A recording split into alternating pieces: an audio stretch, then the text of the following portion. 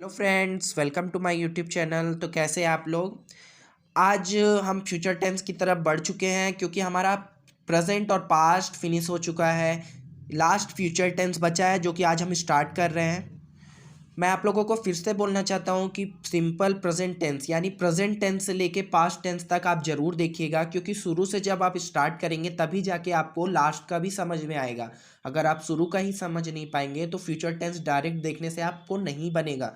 तो आप मेरे चैनल पे जाके पूरी वीडियो को चेक कर सकते हैं प्रेजेंट और पास्ट की, तो उसे भी आप लोग देख लीजिएगा। और मैं आप लोगों को सजेस्ट करूंगा कि आप लोग नोट्स ज़रूर बना लीजिएगा, ताकि आपको कभी भी अगर देखना हो तो आप अपनी नोट्स पे देख सकते हैं कि कौन सा रूल कहाँ पे लग रहा है। ठीक है, तो आज से हम फ्यूचर टेंस को स्टार्ट करने वाले हैं क्योंकि हमारा प्रेजेंट और पास्ट जो है फिनिश हो चुका है। तो चलिए हम स्टार्ट करते हैं फ्यूचर टेंस। और मैं स्टार्ट करने से पहले सबको बोलूँगा कि जो भी मेरे चैनल पे नए हैं तो वो चैनल को सब्सक्राइब कीजिएगा और ज़्यादा से ज़्यादा लोगों पे शेयर कीजिए, ताकि वो भी इस वीडियो को देख सकें और कुछ सीख सकें। तो चलिए हम वीडियो को स्टार्ट करते हैं। वीडियो को आप लोग लास्ट तक देखिएगा ताकि आपको पूरा अच्छे से समझ में आ जाए। चलिए, फ्यूचर टेंस सबसे पहले मैं बता दूं आपको कि जैसे मैंने आपको बताया था प्रेजेंट पास्ट में, प्रेजेंट भी चार टेंस में डिवाइड हो जाते हैं। प्रेजेंट टेंस पास्ट टेंस भी चार टेंस में डिवाइड होते हैं, इसी तरह फ्यूचर टेंस भी चार टेंस में डिवाइड हो रहा है। सबसे पहला टेंस है सिंपल फ्यूचर टेंस, दूसरा है फ्यूचर कॉन्टिन्यूअस टेंस, तीसरा फ्यूचर परफेक्ट टेंस, चौथा फ्यूचर परफेक्ट कॉन्टिन्यूअस टेंस। तो ये चार टेंस पे डिवाइड हुए हैं। तो सबसे पहले हम पढ़ेंगे फ्यूचर टेंस में सिंपल फ्यूचर टेंस। तो आज मैं आप लोगों को सिंपल फ्यूचर टेंस बताने वाला हूँ। तो चलिए स्टार्ट करते हैं simple future tense. Simple future tense बताता हूँ सबसे पहले उसकी पहचान, कि पहचाने कैसे कि वो सिंपल फ्यूचर टेंस है। तो चलिए पहचान देख लेते हैं। जिस हिंदी वाक्य के अंत में गा गी गे हो आदि हो, कुछ भी हो सकते हैं, तो उसे हम पहचान जाएंगे कि ये सिंपल फ्यूचर टेंस का एग्जाम्पल दिया गया है। तो चलिए हम देखते हैं सिंपल फ्यूचर टेंस। पहचान तो हमने जान लिया, अब हम आगे देखें कि हम कैसे उसको जो एग्जाम्पल दिया रहेगा हिंदी, उसको इंग्लिश कैसे ट्रांसलेट करें। देखिए इसमें विल सेल का यूज़ होता है, वर्ब का फर्स्ट फॉर्म यूज़ होता है। विल और सेल हेल्पिंग वर्ब लगता है और वर्ब का फर्स्ट फॉर्म यूज़ होता है। तो अब देखते हैं विल सेल कहाँ लगता है। विल जो है हमारा he, she, it, they, you, any name, मतलब किसी के साथ भी लगता है।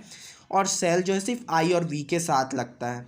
यानी हमको ये याद रखना है कि सेल जो है आई वी के अलावा किसी के साथ नहीं लगेगा, और बाकी जो भी बच गए वो विल के साथ यूज़ होने वाला है। तो ये विल और सेल को हमने देख लिया, हमने जान लिया वर्ब का सिर्फ फर्स्ट फॉर्म ही यूज़ होता है। चलिए अब हम स्ट्रक्चर की तरफ बढ़ते हैं और सबसे पहले अफर्मेटिव सेंटेंस को देखते हैं। तो ये रहा अफर्मेटिव सेंटेंस का स्ट्रक्चर। चलिए हम स्ट्रक्चर को पढ़ लेते हैं।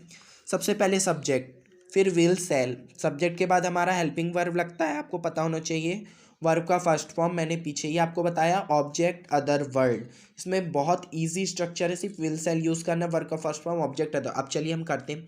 वह पढ़ेगी, वह को क्या बोलते हैं, लड़की है तो इसलिए वह को क्या बोलते हैं, सी। सी, अब पढ़ना को क्या बोलते हैं, रीड। लेकिन उससे पहले हमें तो हेल्पिंग वर्ब लगाना है ना।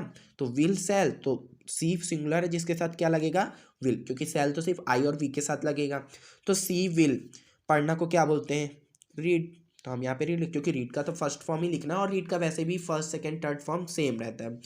तो चलिए ये था अफर्मेटिव सेंटेंस का स्ट्रक्चर। सब्जेक्ट के बाद विल सेल, वर्ब का first form object other word. और एक एग्जांपल जैसे लिया हमने, वह पढ़ेगी, सी विल रीड। ये था अफर्मेटिव सेंटेंस। अब हम नेगेटिव सेंटेंस की तरफ बढ़ते हैं। नेगेटिव सेंटेंस में आपको पता होगा कि जो नहीं लग जाता है उसे नेगेटिव सेंटेंस कहते हैं।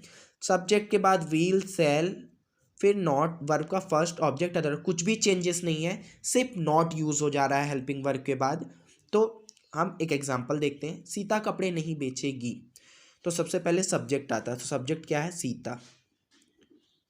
फिर विल सेल, सीता सिंगुलर है तो सीता के साथ विल लगेगा, सीता विल। फिर नॉट, नॉट, वर्ब, वर्ब बेचना, बेचना क्या बोलते हैं, सेल। कपड़े, क्लॉथ, क्लॉथ्स लिख सकते हैं क्योंकि कपड़े एक कपड़े नहीं बहुत सारे बेच रही है, तो क्लॉथ्स लिख लिया हमने। तो नेगेटिव का हमने स्ट्रक्चर बताया, सब्जेक्ट के बाद विल सेल लगाइए, फिर नॉट लगाइए, फिर वर्ब का फर्स्ट फॉर्म, फिर ऑब्जेक्ट, फिर अदर वर्ड। एग्जाम्पल भी हमने ले लिया, सीता कपड़े नहीं बेचेगी, Sita will not sell clothes. अब हम इंट्रोगेटिव सेंटेंस की तरफ बढ़ते हैं। इंट्रोगेटिव सेंटेंस में आप देखेंगे मैं आपको पहले ही बताया कि इंट्रोगेटिव बहुत इजी होता है। लोग कहते हैं कि अरे उसको इधर लगा दिया गया, इधर लगा दिया गया, तो ये बहुत इजी है, वो फालतू की बातें हैं। इंट्रोगेटिव सबसे इजी होता है। क्यों? क्योंकि इंट्रोगेटिव में कुछ नहीं करना रहता, हमें सिर्फ जो भी हेल्पिंग वर्ब है उसे आगे लगाने सब्जेक्ट के, मतलब जो सब्जेक्ट के बाद लगता है हेल्पिंग वर्ब उसे हमें आगे लगा देना रहता है। तो इससे इजी क्या होगा? तो विल सेल प्लस सब्जेक्ट, यहाँ पे देखिए आप सब्जेक्ट के बाद विल सेल लग रहा था, यहाँ पे आपका पहले आ गया, तो विल सेल फिर सब्जेक्ट फिर वर्ब का फर्स्ट फॉर्म फिर ऑब्जेक्ट फिर अदर वर्ड फिर क्वेश्चन मार्क। क्वेश्चन मार्क, हाँ सबसे इंपॉर्टेंट इंट्रोगेटिव में क्वेश्चन मार्क है। अगर आप क्वेश्चन मार्क नहीं लगाते हैं और आप पूरा टेंस भी सही कर देते हो तो वो आपका रॉन्ग हो जाएगा, इसलिए आप क्वेश्चन मार्क पे जरूर फोकस कीजिएगा कि वो आपका ना ही छूटे।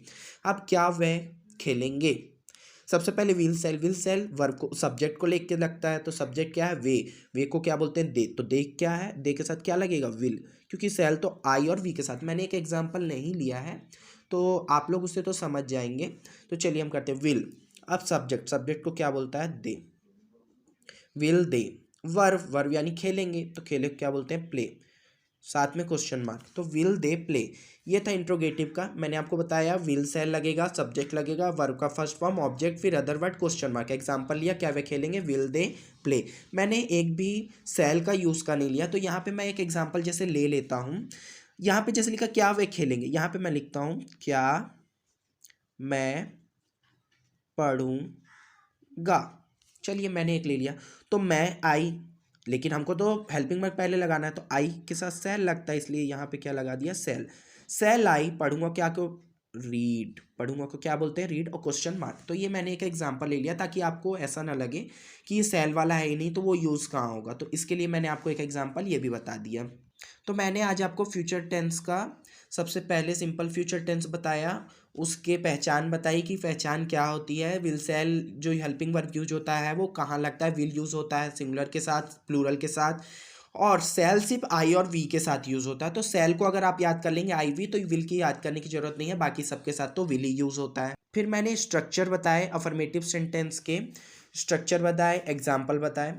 उसके बाद नेगेटिव सेंटेंस का आपको स्ट्रक्चर बताया। कुछ नहीं है अफर्मेटिव में, जो भी लगा है उसके आगे सिर्फ हेल्पिंग वर्ब के आगे नॉट लगा देना, तो वो नेगेटिव का स्ट्रक्चर बन जाएगा। और इंट्रोगेटिव तो सबसे इजी मैं आप लोगों को बोलूँगा कि जो भी हेल्पिंग वर्ब सब्जेक्ट के बाद लगा उसे आप पहले लगा लीजिएगा। तो ये था हमारा कंप्लीट सिंपल फ्यूचर टेंस। तो अगर वीडियो अच्छी लगी हो वीडियो को लाइक कीजिएगा, चैनल को सब्सक्राइब कीजिएगा और ज़्यादा से ज़्यादा लोगों पे शेयर कीजिएगा।